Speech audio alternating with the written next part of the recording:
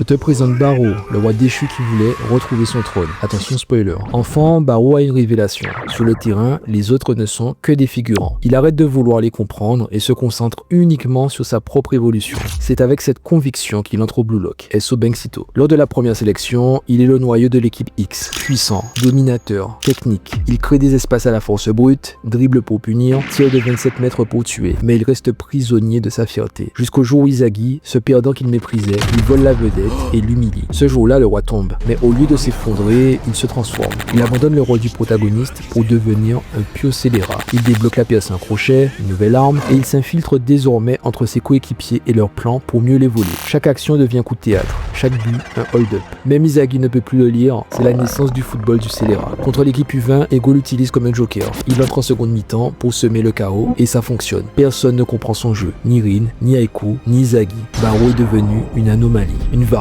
que personne ne peut anticiper. Mais c'est dans la Neo Egoist League que son règne prend une toute nouvelle dimension. Chez les Hubbers, Snuffy veut en faire le nouveau roi. Barreau refuse, puis accepte de travailler pour le maître attaquant. Avec une équipe et des schémas tactiques à son service, il est au sommet de son règne. Il peaufine son style avec le Predator Eye qui cible les failles des gardiens et le Stealth Killshot tire masqué derrière un mur de joueurs. Mais ce confort ne lui suffit pas. Cette équipe européenne à son service est trop prévisible, trop bienveillante, trop sage. C'est dans le désespoir et l'adversité que Barreau Shoei se transcende. Quand il sait qu'il peut tout perdre et que le monde entier se moquera de lui. C'est là que l'objectif devient encore plus gratifiant. Avec cette conviction, il retourne le système Hubber et en prend le contrôle. Il convainc Snuffy par son charisme et cette rage de régner. Par sa seule force, Barreau transforme les Hubber en son royaume et développe même ses propres schémas. Aujourd'hui, il est dans le top 4 du Blue Lock. Ego lui a offert un entraînement sur mesure pour qu'il redevienne le roi. Saura-t-il imposer sa loi au sommet du monde et laisser une empreinte indélébile dans cette Coupe du Monde? Dis-moi ce que tu en penses en commentaire.